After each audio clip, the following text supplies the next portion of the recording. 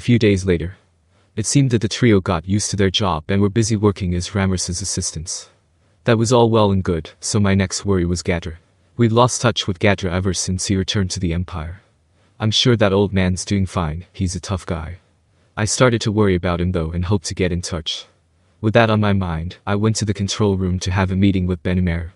The big surveillance screen showed footage from my Argus. It showed all of the surveilled locations, but I couldn't spot anything out of the norm. I wanted to get information on Imperial territory as well, but I had to be satisfied with the military border for now. A lot of soldiers gathered there to guard the area around the base. That place was always busy. It doesn't look like there's going to be any movement today, I remarked. Yeah, Benimaru replied. By the way, this magic is really nifty, isn't it? It's what you've been working on recently, right, Rimuru-sama? Since we were the only people here today, Benimaru engaged in a casual tone. I like this more relaxed side of him. Unfortunately, as soon as someone else was around, he would go back to his rigid self. Well, except with Saoi and Diablo. I wanted to cherish the camaraderie we had, so every once in a while, I'd take the three of them to Ingratia for a night out, and crack open a cold one with the boys. That's right. Diablo jumped in. The greatness of this magic begins with its unconventional conception and out-of-the-box thinking. The cost of performance is incredible. Not to mention its convenience, and the complexity of the calculations needed for it to activate are as fine as a beautiful work of art. So, stop. I shouted. Hold it right there. If you can't stop gushing over it, just do it somewhere I can't hear you, okay? This was what happened when I got careless. Diablo's sudden gushing was something I just didn't want to deal with. This magic was indeed great, but the only reason I could do it was because I had Raphael-san. It was a bit awkward to hear such praise because I couldn't take full credit for it. Yeah, Diablo. If you don't pull yourself together a bit, you'll bother Rimuru-sama. That's ridiculous. What are you saying, Benimaru? That's not true, right, Rimuru-sama? No, Benimaru is right. You're overreacting too much. It's always wonderful Rimuru this, incredible Rimuru that, it's totally overblown. This was the perfect time to properly call Diablo out on it. He deflated like a punctured balloon, utterly devastated. It wasn't anything serious, though, just him being dramatic. When I heard that Diablo was a powerful demon or something called primordial, I didn't know what to do about it. But if you really thought about it, he was a weirdo from the start. He even made a fool out of Guy, so you just make a fool of yourself if you took him seriously. I had realized that, so I wanted to be alert. Kafufufufu, how incredible of Rimuru-sama, even your mere words inflicted excruciating mental damage to my soul. Didn't I just tell you to stop it? Right. This guy was incapable of self-reflection. Having a stern word with him was just fine. Our hair-warming conversation was interrupted by a sudden report. Rimuru, there has been a direct spatial transfer to the labyrinth. This feedback, it came from the old-timer that recently became our ally. Understood. I'll go to the 70th floor right away. When I stood up, Benimaru and Diablo realized that something was up. I was impressed at how quick they were to react, so I let them know what was happening. Seems like that Gadra's back, but something's wrong. Let's go check it out. Understood. I will remain here as a guard. Then I will escort Rimuru-sama. I will rely on you. During important times like this, I could count on Diablo. If only he were always like this, then. Nope, never mind. Diablo was brilliant, but he seemed like two entirely different people at times. On that somber note, we headed to the room we had assigned to Gadra. As expected, we found him right there. Well, now I didn't have to worry about him because he was right in front of me, alive and well. Oh dear, I could already see the other side, Gadra murmured, all the while still looking as spry as ever.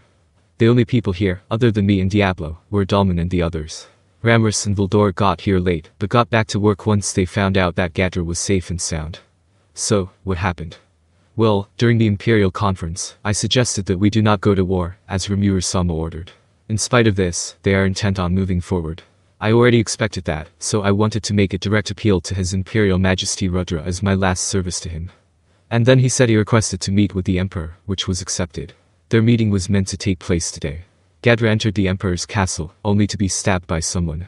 It had all gone down just moments ago, not even 10 minutes had passed. It would be dumb to ask him if he was okay. Oh right, we gave you the Resurrection Bracelet. Yes sir, Rammus-sama's power is marvelous. This bracelet saved my life. I was expecting something like this would happen, so I prepared a teleportation spell in advance. Seeing him safe now, I figured that might indeed be the case. That was quite the clever idea. If you were to return to the labyrinth, no matter how injured you were, or how close you were to dying, the Resurrection Bracelet would bring you back to life. Gadra's return and resurrection reaffirmed how useful Rammus's power truly was. Even so, it was owed in part to Gadra's finesse to set up magic in advance. It seemed like he also passed this technique on to Raisin. I'd have to try this myself some other time. In my case, I had thought acceleration, so if I combined it with that, I might be able to create more amazing magic. So, who attacked you? I didn't think there were that many people capable of beating Gadra, even in my country. He was always on guard, with thorough defensive magic, so I didn't think he would be slow to react even if taken by surprise.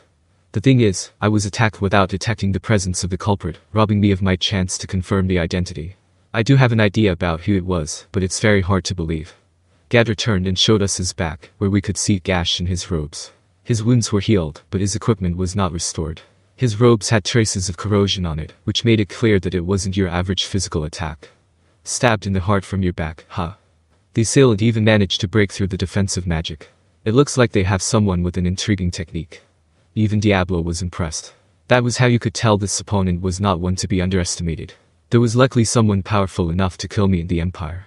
Maybe he was the one who stabbed Gadra, but it was better to assume that there were still others. Gadra himself wasn't certain about his attacker's identity. He wanted to look further into it, so I decided to leave it to him. He didn't seem to be lying because he looked seriously confused.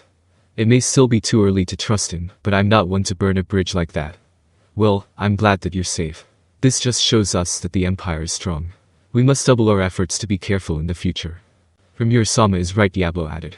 We can't get any new information now, even if we pushed our luck further than this. We seem to be on the same page. For now, we should be content with the information Gadra had obtained, nearly paying the ultimate price for it. With that in mind, I decided to question him a little further and thanked him for his troubles. From Gadra's story, the Empire was headed for war. They wouldn't publicly declare war against another country, though. To them, their emperor was the absolute authority, so they didn't acknowledge the existence of other countries. However, that was just a facade. In fact, they somehow had diplomatic ties with the Dwarven Kingdom and had not interfered in their governance. When the Empire invaded other countries, they always came fully prepared. That was why instead of a declaration of war, they would announce a recommendation to surrender. They would only do it once. If the country surrendered, then great. If they didn't, then war would come. The Empire would give no mercy. What a condescending and prideful country. You can't become friends with other countries if you're that annoying, you know. Worrying about that was useless, since the Empire never participated in any international affairs anyway. That's why they didn't ratify the Western States Council's international laws, so there was no use arguing when they started a war, as they were not bound by these laws. Agreements after defeat, handling of prisoners of war, a number of prohibitions in wartime. Without any of those arrangements, the Western nations were very much afraid of the Empire. That was, indeed, scary. At worst, they would justify the slaughter of civilians. That meant that if we were to lose the war to the Empire, we would lose everything. And maybe, the word reparations wouldn't even come into play. Everything would belong to the Empire, leaving the losing country with nothing, not even a single right, after unconditional surrender. In order to be able to negotiate with the Empire, it would have to end in at least a draw. Then, my side wouldn't have to go nice on them. All we had to do was to settle this once and for all, and cut off the root of the problem. Now that we were certain about the Empire's movements, we also switched to war mode. First of all, I set up a joint operation headquarters in the control room. I did it on a whim. Nevertheless, something like this was important. Benimaru and Sae would always be on standby here. Sae still stationed his clones in several places, so we didn't have to rely entirely on my Argus for reconnaissance. With Moss's help, we could get information with a high degree of accuracy. At this point, our advantage was considerable. To put it bluntly, when it came to warfare in this world, the real action only started once the opposing armies clashed. We were trying to gather intel on the enemy's troops with the use of scouts and long-range magic, but in this world, it was common practice to only do so when the clash was imminent. The concept of information warfare existed here, but no country's military conducted surveillance of enemy forces as thoroughly as ours. That's what Hinata and Gadra told me, so it's not me being presumptuous, okay? It's a hard fact. This footage is from the sky? Gadra asked. Kufufu Diablo laughed. This is created through Rimuru-sama's magic. It only uses a small amount of magic heals, and the reaction occurs outside the atmosphere. Only few could sense this magic reaction, such as those with danger precognition skills like Ultra Instinct. Indeed. I've always been confident in my ability to sense magic, but this magic appears too natural for me to think it was being controlled by someone. Of course, even an archdemon, who may excel in magic but lacks experience, wouldn't be able to appreciate this masterpiece. How brilliant, wouldn't you agree? That goes without saying.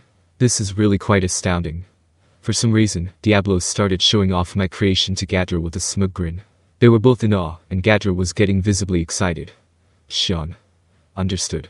Since they were quickly becoming a nuisance, I ordered Xian to isolate them in a separate room. Once I had peace and quiet again, I got down to business. The bird's eye view surveillance footage was a fantastic cheat. Think about it. Not long ago, I was worried about where we would be attacked from, but that couldn't be simpler now. After all, we were not just monitoring the possible routes for invasion, but also our shared border with the Empire, so we'd know it the moment they started moving. Taking shogi as an example, it was like playing against a blindfolded opponent. That means your opponent could only be sure about the positions of their own pieces. Assuming you didn't act like a total amateur, this was your game to lose, even against a master of the game. This wasn't a minor handicap, but an absolute advantage. On top of that, there were no rules in this war. Victory was justice. The prospect of a one-sided invasion was scarier than I thought. As long as nothing had been promised, we could do anything in this war. However, I did set one rule.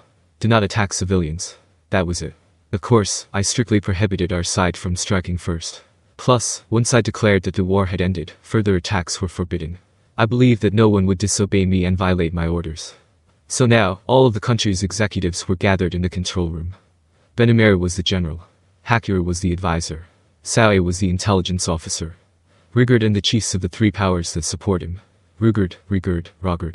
Representing the women, we had Shuna and Lilina. There were also the unsung heroes, namely Rigor, Kajin, and Kurobi. Vesta and Meyermile served as consultants. Gopta and Gabel served as the commanders of their corps.